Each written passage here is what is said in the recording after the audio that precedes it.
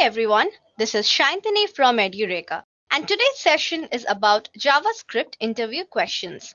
So this is going to help you if you are looking for any profile based on JavaScript. So let's have a look at the agenda of today's session. Now we shall begin with a brief history on JavaScript and then have a look at the salary trends of the language with comparison to other popular languages. Next up, we will see some of the big companies that are using JavaScript. We have also divided our interview questions in three sections. First, we will have a look at the beginner level JavaScript questions. Next up, we will move on to the intermediate level. And finally, we will have a look at some of the advanced level JavaScript interview questions. So let's get started. JavaScript was created by Brendan Eich in 1995 during his time at Netscape Communications. Now it was inspired by Java, Scheme, and Self. Now Netscape for a time made the best browser in the world and enjoyed market dominance. The prototype of Mocha was integrated into Netscape Communication in May 1995, but in short time it was renamed to LiveScript. Now at that moment, the word live was convenient from a marketing point of view. Now in December 1995, the Netscape Communications and Sun closed the deal. So Mocha or LiveScript was renamed as JavaScript, and it was also presented as a scripting language for small client-side tasks in the browser, while Java would be promoted as a bigger professional tool to develop rich web components. Now, this first version of JavaScript set in stone many of the traits the language is known for today. In particular, its object model and its functional features were already present in this first version. Now, Microsoft implemented their own version of JavaScript called the JScript. Now, keeping Java off the name avoided possible trademark issues. However, JScript was different in more than just name. Slight differences in implementation, in particular with regards to certain DOM functions, caused ripples that would still be felt many years into the future. Now, JavaScript wars were fought in more fronts than just names and timelines, and many of its quirks are just the wounds of these wars. Now, the first version of JScript was included with Internet Explorer 3.0 and released in August 1996. Node.js, V8, and other projects have brought JavaScript to places it was never thought for. And the active proposals in different stages are all making JavaScript's future as bright as ever.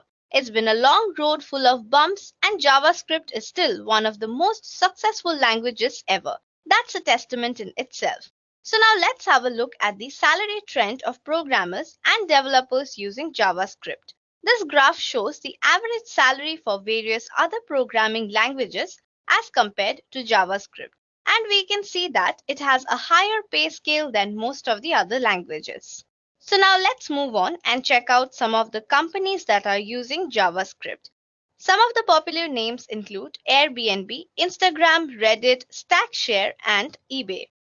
So now that you have had an overview about JavaScript, let's start with the interview questions. So the first question is, what is JavaScript? Now, JavaScript is a lightweight interpreted programming language with object-oriented capabilities that allows us to build interactivity into otherwise static HTML pages. Now, the general purpose core of the language has also been embedded in Netscape, Internet Explorer, and other web browsers. Next up, one of the most commonly asked questions is, what is the difference between Java and JavaScript? Now, Java is basically a complete programming language. In contrast, JavaScript is a coded program that can be introduced to HTML pages. Now, these two languages are not at all interdependent and are designed for the different intent. Java is an object-oriented program or a structured programming language like C++ or C, whereas JavaScript is a client-side scripting language. Moving on, the next question is, what are the data types supported by JavaScript? Now, in JavaScript, there are two different kinds of data. The first one are the primitive types, and the second one is the objects. Now, a primitive is simply a data type that is not an object and has no methods. In JavaScript, there are 6 primitive data types. So we have undefined, null, boolean, string, symbol, and number, which are considered to be the primitive data types, and also the other type is known as the object data types. The next question is, what are the features of JavaScript? Now, JavaScript is most commonly used as a client-side scripting language. This means that JavaScript code is written into an HTML page. When a user requests an HTML page with JavaScript in it, the script is sent to the browser and it's up to the browser to do something with it. So let's discuss some of the features of JavaScript. It is an object-based scripting language which gives the user more control over the browser. It is a lightweight, interpreted programming language. It is also designed for creating network-centric applications. It handles the dates and times and detects the user's browser and OS. JavaScript is also an interpreter-based scripting language. It is complementary to and integrated with Java. It is also complementary to and integrated with HTML. Now, JavaScript is object-based language as it provides predefined objects, and every statement in JavaScript must be terminated with semicolon. Now, most of the JavaScript control statement syntax is same as syntax of control statements in the C language. Now, an important part of JavaScript is the ability to create new functions within scripts. Also, declare a function in JavaScript using the function keyword. Another important feature is that JavaScript is open and cross-platform programming language. But JavaScript also have some limitations, like the client-side JavaScript does not allow the reading or writing of the files.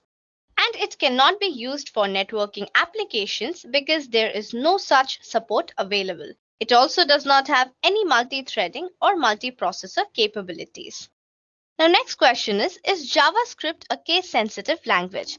Yes, of course. Now, JavaScript is a case-sensitive language. So, whenever we use the keywords or variables, function names, or any other identifiers, it must always be typed with a consistent capitalization of letters. Otherwise, it would not be considered in JavaScript. Now, moving on, next question is, what are the advantages of JavaScript? So, let's have a look at some of the advantages. The first one is less server interaction. Now, we can always validate the user input before sending the page off to the server. This saves server traffic, which means less load on our server. Next up, it gives immediate feedback to the visitors. So they don't have to wait for a page reload to see if they have forgotten to enter something. There's always an immediate feedback. Next up, it's increased interactivity. So you can always create interfaces that react when the user hovers over them with a mouse or activates them via the keyboard.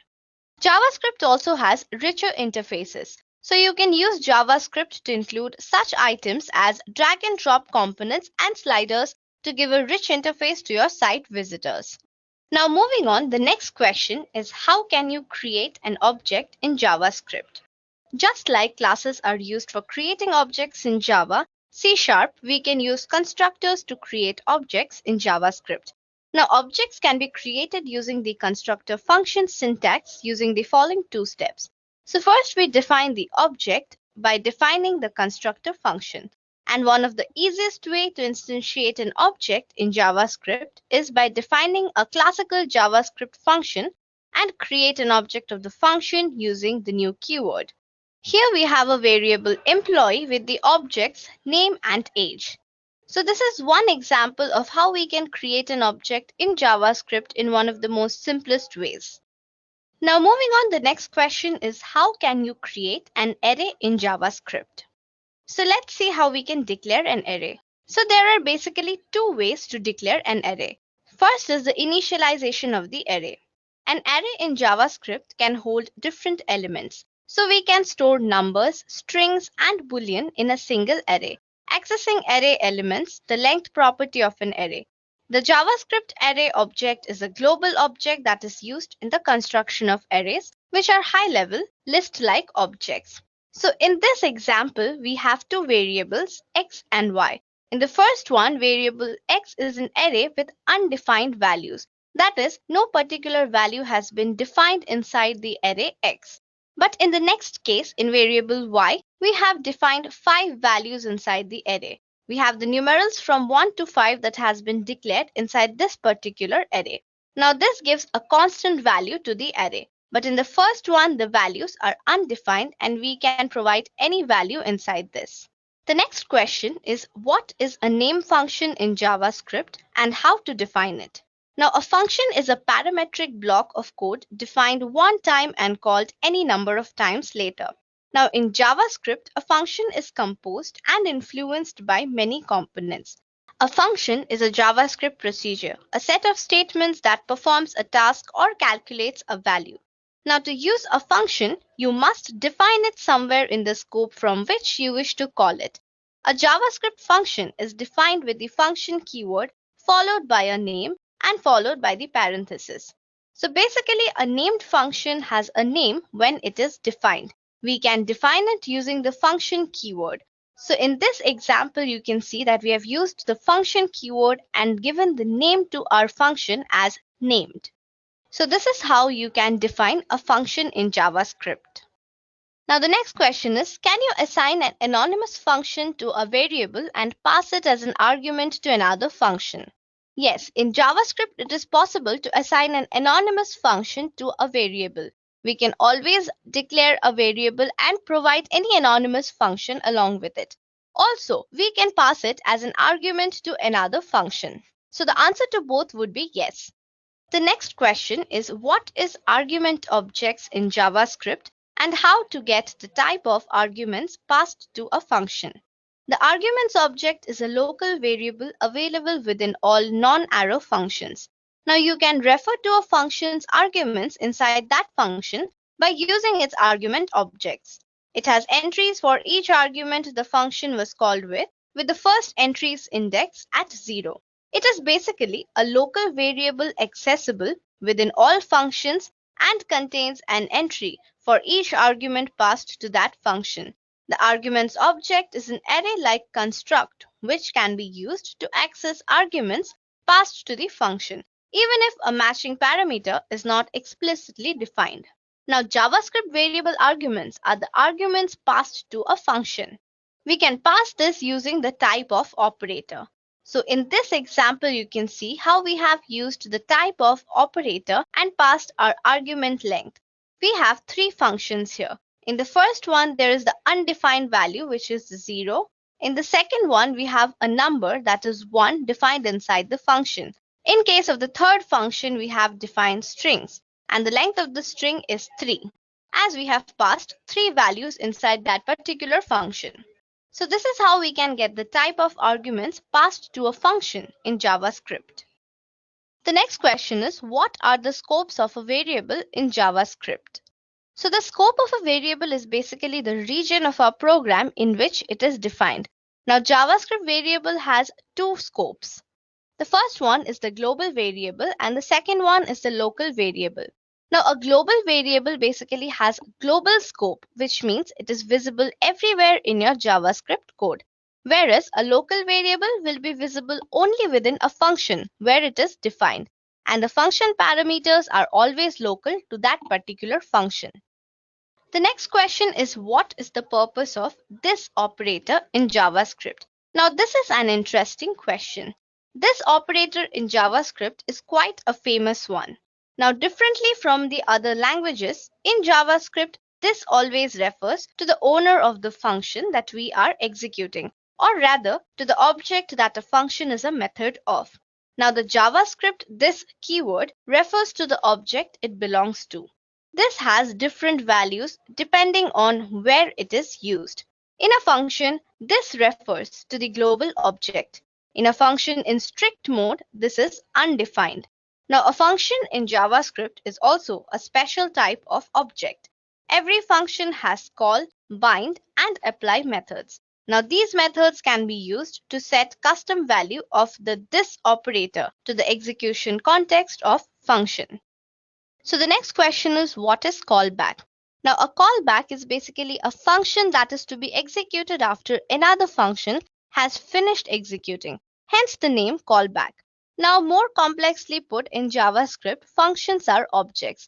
Because of this, functions can take functions as arguments and can be returned by other functions. Some of the callbacks are also events that are called to give the user a chance to react when a certain stage is triggered. Next up, what is closure? Also give an example. So closures are created whenever a variable that is defined outside the current scope is accessed from within some inner scope. A closure basically gives us the access to an outer function's scope from an inner function. In JavaScript, closures are created every time a function is created and at function creation time. Now to use a closure, simply define a function inside another function and expose it. Like you can see in this example, we have created the function create, which can also be accessed from the inner scope. Next up, let's have a look at some of the built-in methods and what values do they return. So the first built-in method is char at. Now this returns the character at the specified index. Next up, we have the concat built-in method. Now this returns the character at the specified index. Third one is the for each built-in method. Now this calls a function for each element in the array. Next up, we have the index of. It returns the index with the calling string object of the first occurrence of the specified value. Next up, the length built-in method returns the length of the string. We also have the pop and push. The pop removes the last element from an array and returns that particular element, whereas push adds one or more elements to the end of an array and returns the new length of the array. The reverse function reverses the order of the elements of an array. So these were some of the built-in methods and the values that they return. The next question is, what are the variable naming conventions in JavaScript? Now in computer programming, a naming convention is basically a set of rules for choosing the character sequence to be used for identifiers which denote variables, types, functions, and other entities in source code and documentation. While naming your variables in JavaScript, we must keep some rules in mind. The following are the variable naming conventions in JavaScript. So we should not use any of the JavaScript reserved keywords as a variable name. For example, break or boolean variable names are not valid. We cannot use such names as our variable names, and it must be something unique. The next rule says that JavaScript variable names should not start with a numeral, that is, any value from 0 to 9. They must begin with a letter or an underscore character. For example, if our variable name is something like 123 test, it is an invalid variable name. But if we start it with underscore or any letter, it will be a valid one. The third and the final rule says that JavaScript variable names are case sensitive. So we must be careful while naming our variables and must not mix the uppercase and the lowercase letters. So these are some of the rules we must keep in mind while naming our variables in JavaScript. Now moving on, the next question is, how does type of operator work? Now the type of operator is used to get the data type of its operand. The operand can be either a literal or a data structure, such as a variable, a function, or an object. Now it is a unary operator that is placed before its single operand, which can also be of any type. Its value is basically a string which indicates the data type of the operand. Next up, how to create a cookie using JavaScript. So JavaScript can create, read, and delete cookies with the document.cookie property. So this is the simplest way where we can assign a string value to the document.cookie object. The syntax shows how we can create a cookie in JavaScript. We just take the document.cookie object and pass the string values, such as here we have passed key 1 and given the value 1, key 2 with value 2, and expiry date as well. So now that you know how to create a cookie, let's see how to read a cookie using JavaScript. So reading a cookie is just as simple as writing one, because the value of the document.cookie object is the cookie. Now the document.cookie string will keep a list of names which are equal to the value pairs which are separated by semicolons. We can also use the string's split function to break the string into key and values. The next question is how to delete a cookie using JavaScript. So if you want to delete a cookie so that subsequent attempts to read the cookie returns nothing, so all you need to do is just set the expiration date to a time in the past. Now you should define the cookie path to ensure that you delete the right cookie. Some browsers will not let you delete a cookie if you don't specify the path. So the next question is, what is the difference between attributes and property? So there has been a lot of confusion regarding what is the difference between these two. So let's have a look what is an attribute. So attributes provide more details on an element like ID, type, value, etc. Whereas property is basically the value assigned to the property. Like for type, we can provide text, and for value, we have name. So here we are setting the type as text, which is a string, and for the value, we have a type which is the name. So this is the basic difference between the two. Now moving on. So these were some of the most commonly asked beginner level set of JavaScript questions.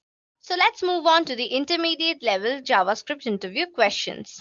The next question is list out the different ways an HTML element can be accessed in a JavaScript code. So these are the list of ways an HTML element can be accessed in a JavaScript code.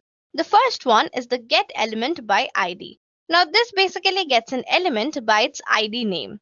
The next one is the get elements by class. It gets all the elements that have the given class name. The third one is the get elements by tag name.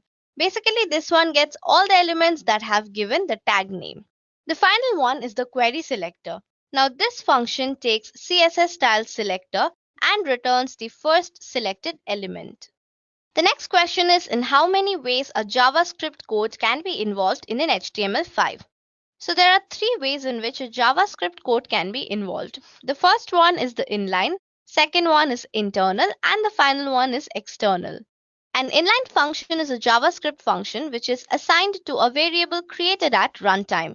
So you can difference inline functions easily with anonymous since an inline function is assigned to a variable and can be easily reused. So whenever you need a JavaScript for a function, you can either have the script integrated in the page you are working on, or you can have it placed in a separate file that you call when needed.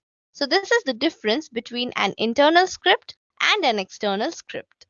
Next up, what are the ways to define a variable in JavaScript? So there are basically three possible ways of defining a variable in JavaScript. The first one is the var, the second one is const, and the third one is let. Now the JavaScript variable statement is used to declare a variable, and optionally we can initialize the value of that variable. The scope of a JavaScript variable declared with var is its current execution context. Now, const is basically a signal that the identifier won't be reassigned, whereas let is a signal that the variable may be reassigned, such as a counter in a loop or a value swap in an algorithm. It also signals that the variable will be used only in the block it's defined in, which is not always the entire containing function. The next question is what is a typed language? Now, unlike Java or C, which are strongly typed languages, JavaScript is smart and hence is also called a weakly typed language. Now you don't have to specify the data type or your variable while declaring it. JavaScript is smart enough to interpret what variable type you want to use.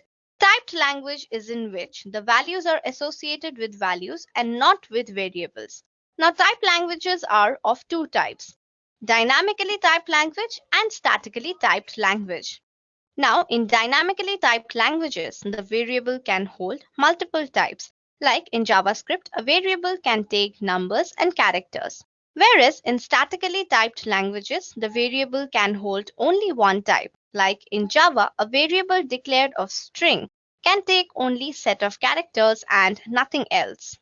Now, the next question is, what is the difference between local storage and session storage?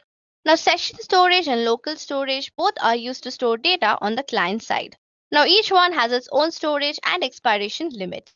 Session storage is similar to local storage but expires when the browser closed. In case of a local storage, the data is not sent back to the server for every HTTP request, reducing the amount of traffic between the client and the server. In case of local storage, it will stay until it is manually cleared through settings or program. But in session storage, it will leave when the browser is closed. Now moving on, the next question is, what is the difference between the operators double equals and triple equals? Now this is another most commonly asked question because a lot of us get confused between these two operators and most of the time mix up with their uses. Now in one word, main difference between the double equals and triple equal operator is that formally compares variable by making type correction.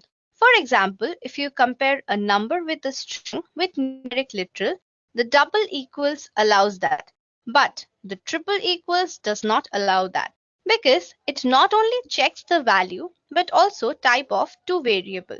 If two variables are not of the same type, the triple equal returns false, while the double equals returns true. Now, if we consider the double equal operator, this is a permissive value equality sign. It checks for equality between two variables after trying to parse them to the best format. Whereas the triple equal operator is a less permissive value equality. It checks for value and type equality of the two evaluated variables. So it is the recommended way to test for equality and is much more safer. So we prefer it to the previous operator to avoid bad surprises. So I hope now you're clear about the difference between these two operators and you would not mix up while using any of these operators. So the next question is, what is the difference between null and undefined? Now, undefined means that a variable has been declared but has not yet been assigned a value. On the other hand, null is an assignment value, so it can be assigned to a variable as a representation of no value. Also, undefined and null are two distinct types. So undefined is a type itself, while null is an object. The next question is, what is the difference between undeclared and undefined? Now, undeclared variables are those that do not exist in a program and are not declared.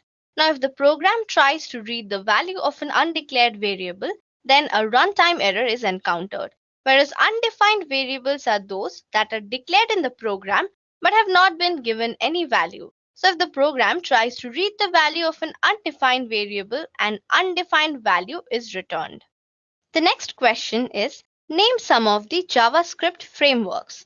Now, a JavaScript framework is an application framework written in JavaScript. It differs from a JavaScript library in its control flow. So there are many JavaScript frameworks available in the market, but some of the most commonly used frameworks are the Angular, React.js, and Vue. Now, AngularJS is a JavaScript-based open source front-end web application framework mainly maintained by Google and by a community of individuals and corporations to address many of the challenges encountered in developing single-page applications. Next is the React or the React.js. It is a JavaScript library for building user interfaces. It is maintained by Facebook and a community of individual developers and companies. The third one is Vue. Now, Vue is a progressive framework for building user interfaces. Unlike other monolithic frameworks, Vue is designed from the ground up to be incrementally adoptable. The next question is, what is the difference between window and document in JavaScript? So there has always been a confusion between the two. So let's see what is a window. Now, a JavaScript window is basically a global object which holds variables, functions, history, and location. Whereas the document also comes under the window and can be considered as the property of the window. On the other hand, the document comes under the window and can be considered as the property of the window. So document is basically a subset of the window itself. Next up, what is the difference between inner HTML and inner text? Now, the inner HTML will process an HTML tag if found in a string, but inner text will not process an HTML tag if found in a string. So the former one processes a tag, whereas the later one does not process any tag even if found in a string. The next question is, what is an event bubbling in JavaScript? Now, event bubbling and capturing are two ways of event propagation in the HTML DOM API when an event occurs in an HTML inside another element and both elements have registered a handle for that particular event. Now, with bubbling, the event is first captured and handled by the innermost element and then propagated to outer elements. So when an event is fired on an HTML element, the execution starts from that particular event and goes to its parent element. Then the execution passes to its parent element and so on till the body element. The next question is, what is NaN in JavaScript? Now, the unquoted literal constant NaN is a special value representing not a number. Since nan always compares unequal to any number, including nan, it is equally used to indicate an error condition for a function that should return a valid number. So we should always use the isNan global function to see if a value is not a number. So whenever a string or something else is being converted into a number and that cannot be done, we get to see the NaN in JavaScript. So the next question is, how do JavaScript primitive or object types passed in functions? So one of the differences between the two is that primitive data types are passed by value and objects are passed by reference. By value means creating a copy of the original. For example, we can consider twins. Now they are born exactly the same, but the first twin wouldn't lose a leg if the second one loses his in the war. Now by reference means creating an alias to the original. For example, we all have an original name and a nickname. Now this doesn't suddenly give birth to a clone of ourselves. We are still one, but we can be called by these two very different names.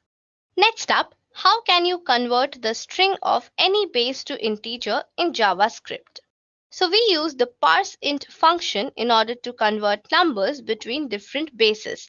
So it takes the string to be converted as its first parameter, and the second parameter is the base of the given string. So here is an example that shows how you can convert the string of any base to the integer in JavaScript. So we have the string 4f that is to be converted, which is the first parameter, and the second parameter is the base of our given string. So the base of 4f is 16, and this would provide the integer value of the particular string. Now moving on, the next question is, what would be the result of 2 plus 5 plus 3? Now this looks very simple, but if you look carefully, there's a difference between the three numeral values declared here. The first two numeral values are outside the double quote, whereas 3 is defined inside double quotes. Now what is the difference? So 2 and 5 are basically integers here, and since both these are integers, they will be added numerically, which equals to 7. And since 3 is a string, its concatenation will be done. So we will get the result as 2 plus 5, which equals to 7, and 3 would be concatenated. So the result would be 73. So you should be careful while adding the values because a double quote can change its entire meaning. Now the next question is, what are exports and imports? So imports and exports help us to write the modular JavaScript code. Now using these two, we can split our code into multiple files. Now in the following example, we will see how we have split our code. The first one is the index.js and the second file is the person.js. Now in index, we are importing our name and date of birth from our person file. So here we have taken the name and the date of birth, which has been declared in another file named as person. Now in person, we have declared our name as Daniel, occupation, and the date of birth. And we have used the export function. So we are exporting the objects name and the date of birth. Here we have declared three objects, that is the name, occupation, and the date of birth. But only the two, that is the name and the date of birth, are to be exported to our another file called as the index. So we have used the export function and we have declared name and DOB, which now can be exported in the index. So now both these files have access to the name and the date of birth. So we have reached the final section and now we will have a look at some of the advanced level JavaScript interview questions. What is the strict mode in JavaScript and how can it be enabled? Now, a strict mode is basically a way to introduce better error checking in our codes. Now, whenever we use the strict mode, we cannot use implicitly declared variables or assign a value to a read-only property, or even add a property to an object that is not extensible. We can enable strict mode by adding the use strict at the beginning of a file, a program, or any function. Next up, what is a prompt box in JavaScript? Now, the prompt method displays a dialog box that prompts the visitor for input. A prompt box is often used if you want the user to input a value before entering a page. So whenever a prompt box pops up, the user will have to click either OK or cancel to proceed after entering an input value. It is basically a box which allows the user to enter input by providing a text box and label and box will be provided to enter the text or the number. Now the next question is what will be the output of the following code? So let's have a look at the code first. Now in this code we have first declared a variable y with the value 1. Now the if condition statement evaluates the function f here. In the next step we have added the y value to the function f. And finally we have written the value of y into the browser using console.log. Now let's see what would be the output of this following code. Now the output would be 1 undefined because the if condition statement evaluates using the eval. So the eval function f returns function f which is true. Therefore inside the if statement executing type of f returns undefined because the if statement code executes at runtime and the statement inside the if condition is evaluated during runtime. So therefore it will give us the value as 1 undefined. The next question is what is the difference between call and apply? Now the call method calls a function with a given this value and arguments provided individually. So here is the syntax for the call method. So first we take the function.call which has this argument and along with it we pass the arguments as argument 1 and argument 2 etc. Now next up the apply method calls a function with a given this value and arguments provided as an array. So the syntax shows that first we take the function.apply which has this argument and along with it we just pass the argument as an array along with this argument. So this is the basic difference between call and apply. In one we have the arguments passed individually. On the other hand we pass the arguments as an array. The next question is how to empty an array in JavaScript. Now for this we have 4 different methods. The first method is using an undefined array list. We can declare it as array list and undefined. Now the above code will set the variable array list to a new empty array. Now this is recommended if you don't have references to the original array list anywhere else because it will actually create a new empty array. So you should be careful with this method of emptying the array because if you have referenced this array from another variable, then the original reference array will remain unchanged. Now, the next method is using the array.list length as 0. So the above code will clear the existing array by setting its length to 0. Now, this way of emptying the array also updates all the reference variables that point to the original array. Therefore, this method is useful when you want to update all reference variables pointing to the array list. The third method is not so popular, but we can still use it. The implementation of the above code will also work perfectly. This way of emptying the array will also update all the references to the original array.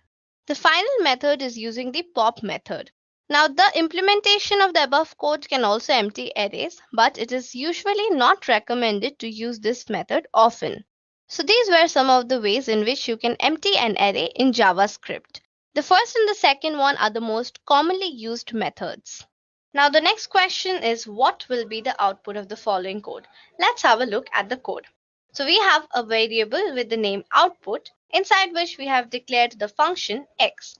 In the next step, we have deleted a variable x and also returned the value of x. Now finally, we are writing into the browser the value of output.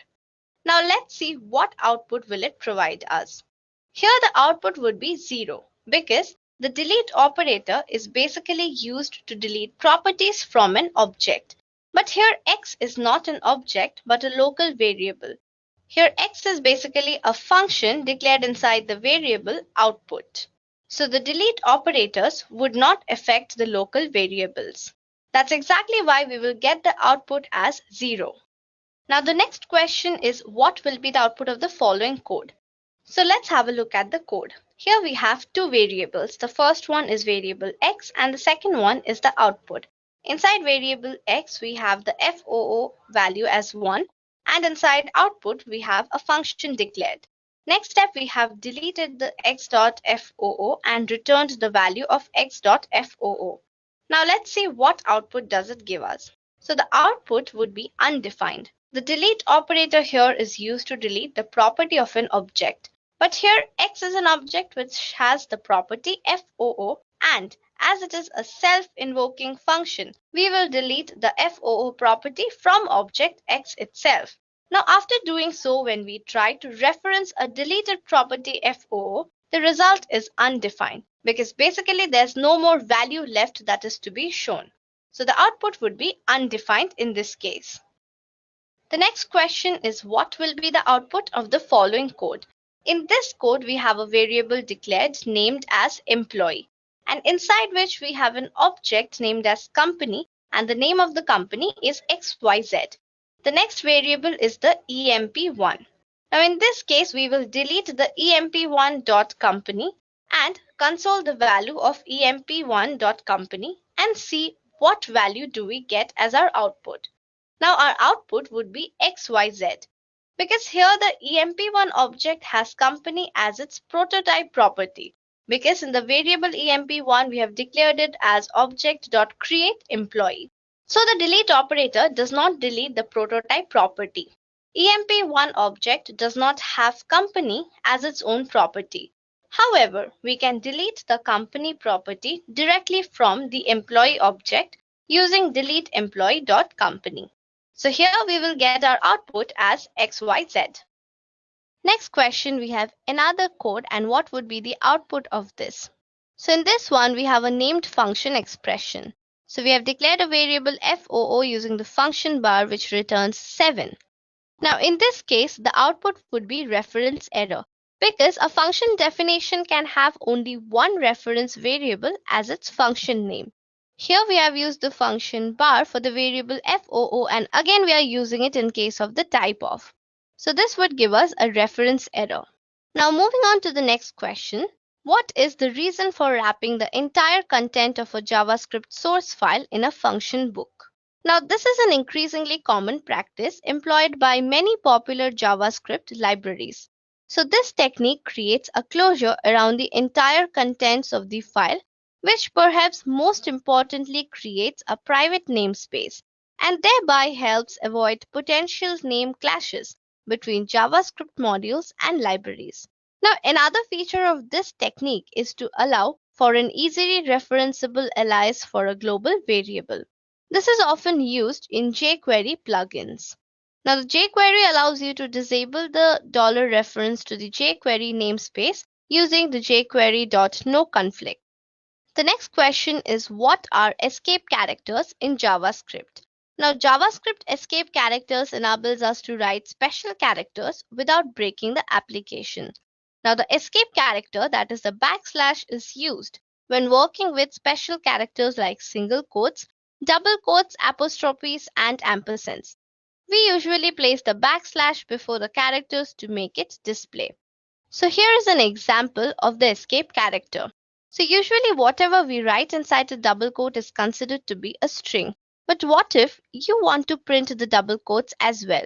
So in this case, you can see in the next line, we have used a backslash before the first double quote and a backslash before the ending as well. This means that the double quote inside which good is written would be printed, and the rest is considered to be a string. So with this, we have come to the end of our session today. We have covered the three sections, that is the beginner, intermediate, and also the advanced level JavaScript interview questions. Hope you liked today's session and hope it will help you crack your interviews. Till then, thank you and happy learning.